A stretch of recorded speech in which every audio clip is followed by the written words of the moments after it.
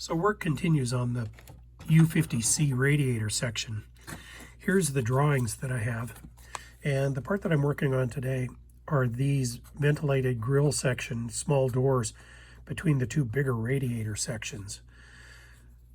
When we look at my shells, what we can see is I have my two radiator sections, and then there's this big blank space. And it has two problems. One of them is it's rough and it needs to be sanded. And the other is I need to get some doors in there to replicate the doors on the model.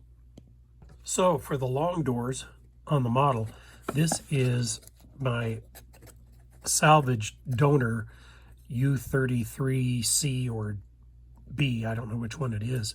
And what I want is this double set of doors here. When we look at the other side, we can see that I've already cut that off, and that is this part here.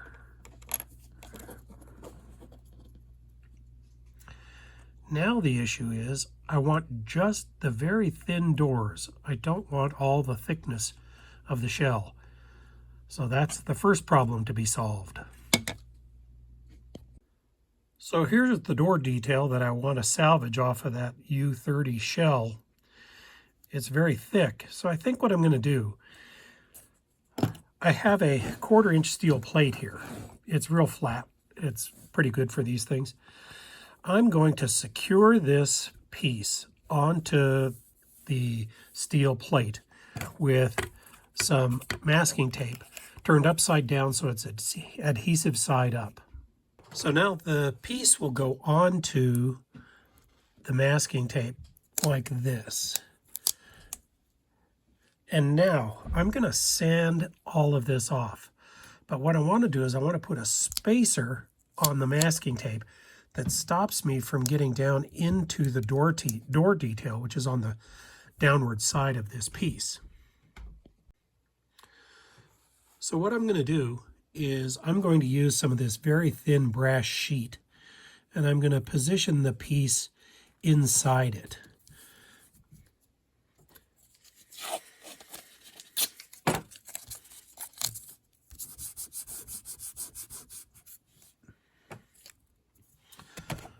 So hopefully at this point I can just take my sanding block and run it over the top of the shell wall and reduce the thickness down to just the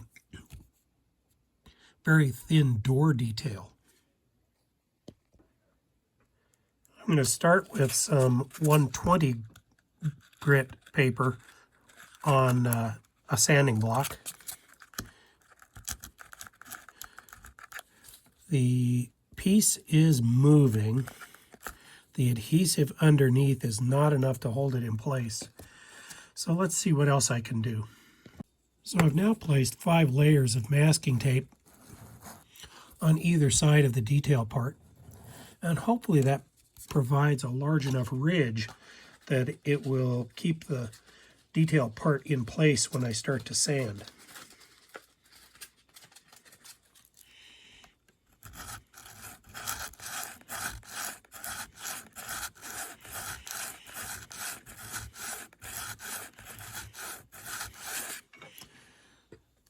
Well, that looks like that could be successful.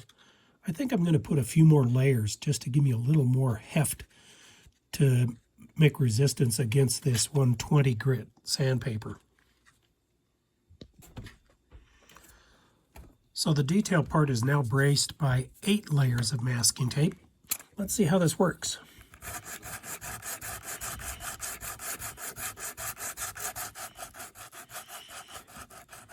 If you look carefully, you can see a little bit of lateral movement of the donor piece, but I think that's going to work real well. The nice thing about this technique is, as I get down and reducing the bulk, I'm going to be able to remove those masking tape layers and get closer to the material itself. Even if I sand down right to the masking tape is sacrificial, so I don't have to worry about it disappearing. I just don't want it to clog my sandpaper. So as I sand, you can see that the shavings are starting to accumulate, and they're starting to accumulate in the grit of my sandpaper. So I'm going to have to do some periodic cleaning both of the sandpaper and of the workspace in order to keep the dust and shavings to a minimum.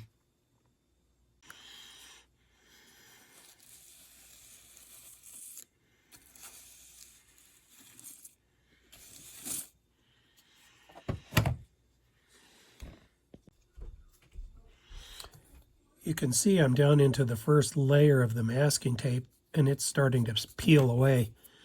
I think I'll keep sanding and see how much more it gets sacrificed. One nice thing about this technique is by looking at where the tape is peeling and getting worn away, I can tell whether I'm sanding one side of the piece more than the other. Well, I can see that the next layer of masking tape is beginning to fray. So I think I will peel up the next layer. I put down 8 layers of tape, so I've got this coming up is now the 7th layer. And again, it just reveals 1,000th or so of fresh donor shell to be removed.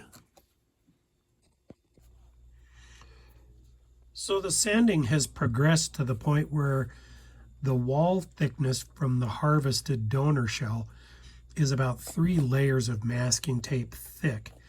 And it's starting to pell up and create these little adhesive gobs. So I think I'm going to change to a finer grit and pull off the remaining layers of masking tape support slowly. I'm now 2 layers of masking tape thick, and I'm beginning to use 220 grit paper.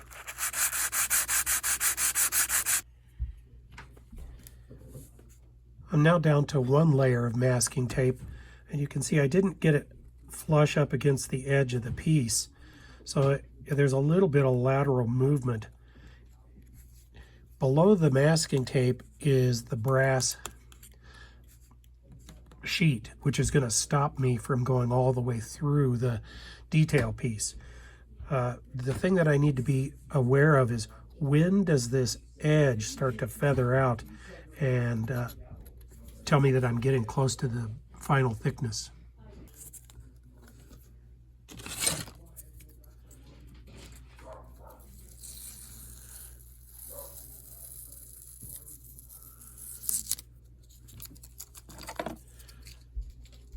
Okay, the final pieces of masking tape retention support have been removed, and now it's just the brass sheet.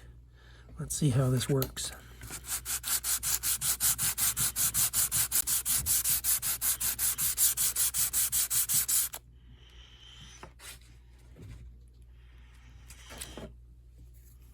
Here we can see the areas where the brass is not yet sanded, so I'm not quite down to the thickness of the brass. But this piece is starting to look very, very thin.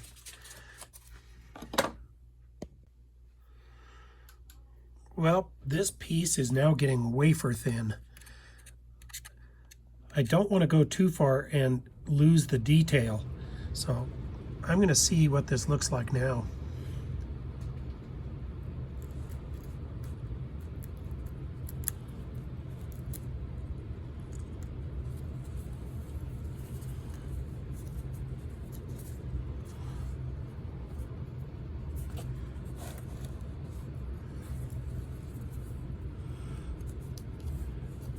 There it is. There are my doors. I'm going to try and just trim off a little bit of this at the bottom. Well, there it is. There's the salvage door taken from a U33 shell, like this one. Only 1 more of those to do, and then I can continue the work on the radiator.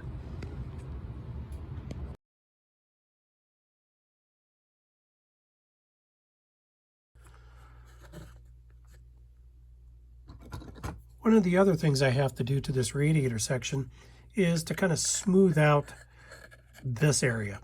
This is where the joint line was between the two shells. And, you know, try as I might, there was still just a little bit of a lip there that had different heights. So I need to clean that up.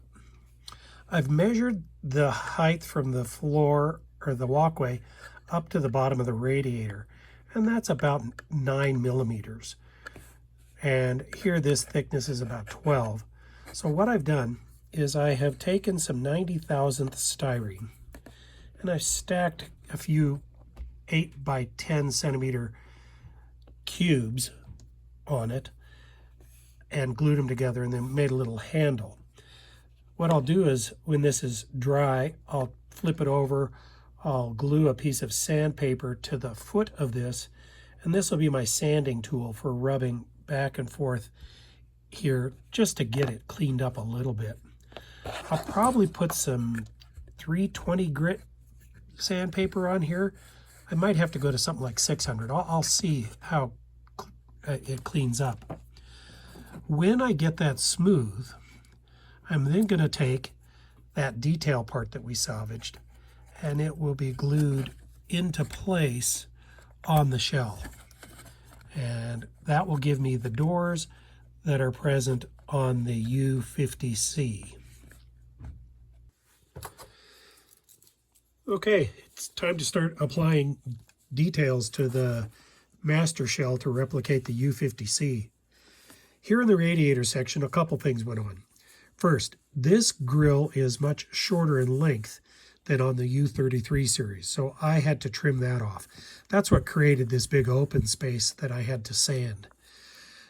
Here are the doors that I salvaged that'll go into that space.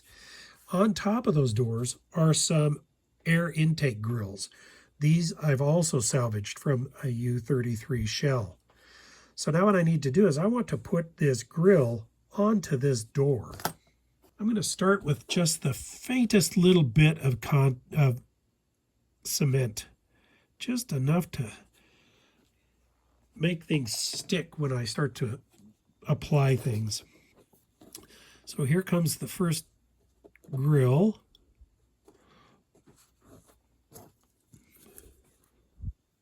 Center it on the doorway.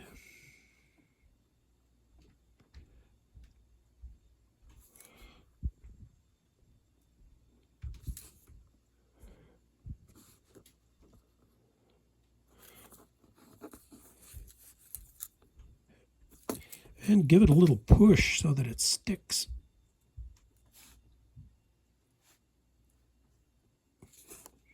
There we go. It's now time to position this door onto the radiator here. Here's my shell.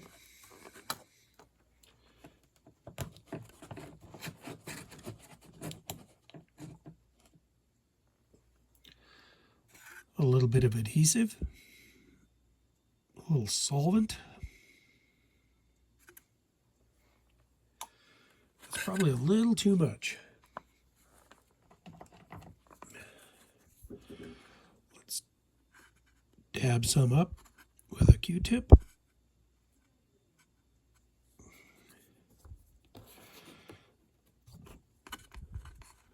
Let's put the door in place.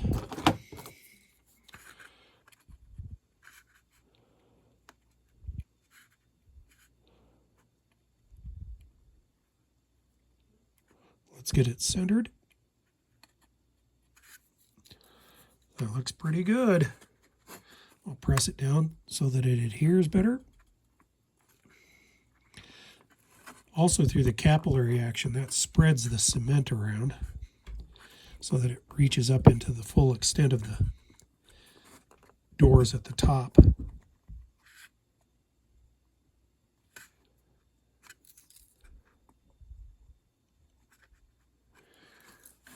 There it is. There's my new air inlet doors.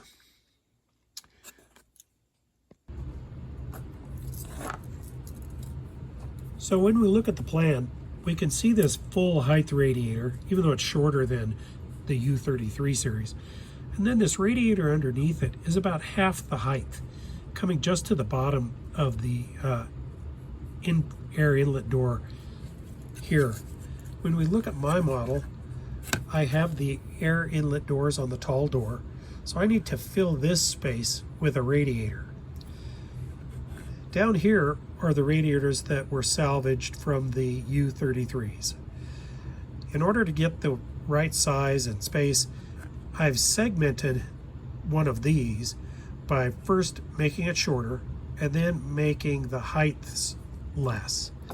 So now this radiator needs to go onto the shell.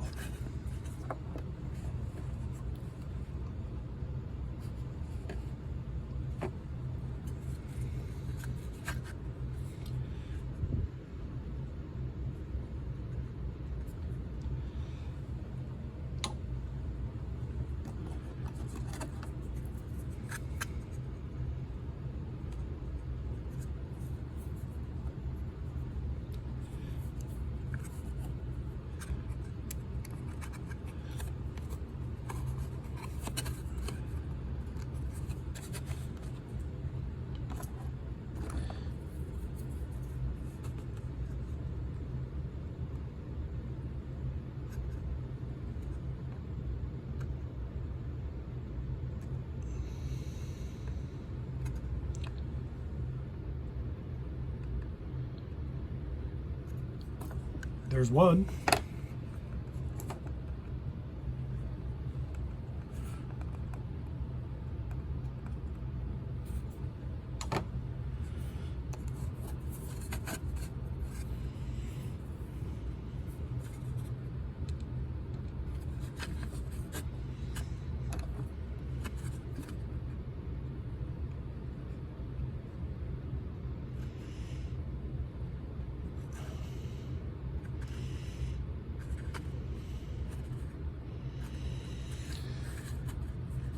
And there's two. Now I just have to keep matching the details of the plan.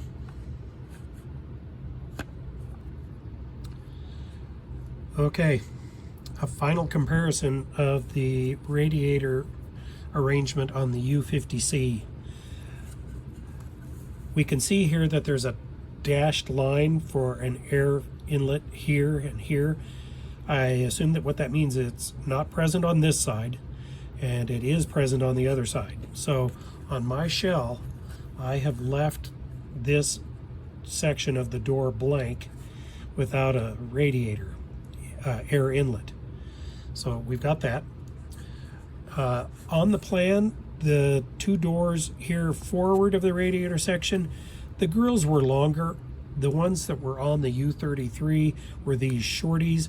I'm going to live with that. I'm not going to extend those grills. We moved to the tall but short radiator inlet.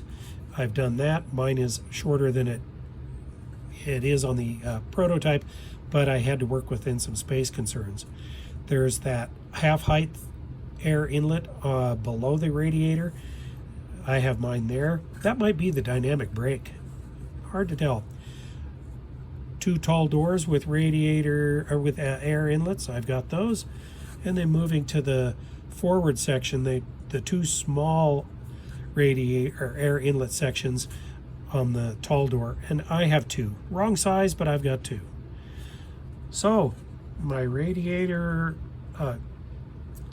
section for my Kitbash Athearn U33C blue box is done.